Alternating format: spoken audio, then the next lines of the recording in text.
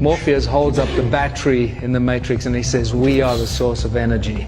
I finally understand what you mean." When the guys made the Matrix, they knew exactly what they were talking about.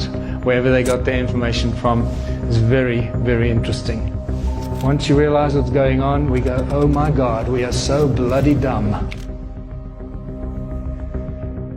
The manipulated history that we find seems to be created and recreated for us on an ongoing basis. And this is what's becoming a little disturbing, but at the same time not surprising, what's going on here. There are places that we don't know about, that we should know about, like the Towers of Bologna in Italy. This is a drawing from the 1700s. How many of you have seen the Towers of Bologna? That until 200 years ago, the city of Bologna had more than 200 towers, up to 50 meters tall. They're all gone. And then suddenly you start stumbling upon an empire that until the late 1800s was a well-known empire across the world.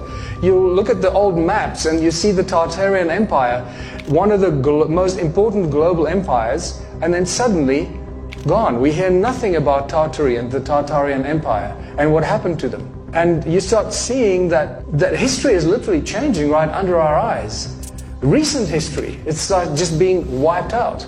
We know nothing about it. It is weird, people. Things are getting really freaky and very, very weird.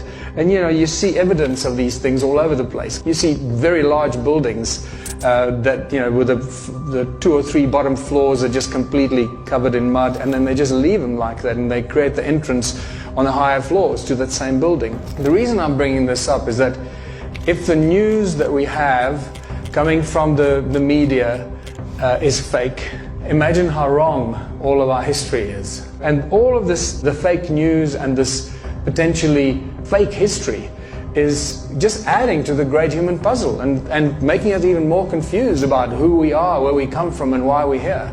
Institutions keep telling us that the ancients were primitive, and they looked something like this. And they built countless megalithic structures with their very primitive tools, like we can build them today. And they left behind these incredible places from times that we cannot remember.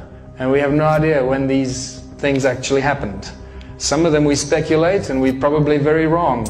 And they dragged large blocks up mountains and built platforms because they had nothing better to do. They got together and built giant things like this because they needed to bury some guy. And you go to Mount Sharia in Siberia, and that's just ridiculous. I mean, look at the size of these blocks and these structures in Siberia. Realize that wherever you go in the world, there are mysterious ancient civilizations, that weird things, and we really don't know much about the motive. We recognize what they've done. We're surprised by what they've done. Carving entire cities out of bedrock like this, platforms like this, and underground structures like this that are covered in Egypt just to hide it.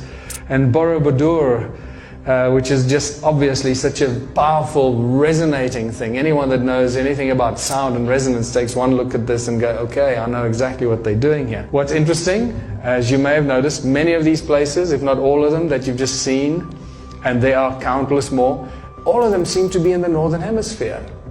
And that is a huge mystery. But unfortunately, the discovery of the ancient ruins of Southern Africa has just now completely blown that apart.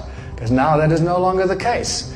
And the attention has shifted to the ancient ruins of South Africa and Southern Africa. The stone circles of Southern Africa have become one of the most interesting, mysterious, and unbelievable discoveries of ancient archaeology, ancient civilizations, not just because they are so amazing to look at and remarkable, but because they opened a door and they gave us very important clues as to what the ancient civilizations were doing and what technology they used. And that's actually been the big breakthrough to get to a deeper understanding of how smart and advanced the ancient civilizations were. And when you start noticing these flower-shaped structures, that's when it gets really interesting. Notice that these are not standalone structures. They're all connected by these channels that connect them, thousands of miles of channels, like they look like wires that connect all stone circles together.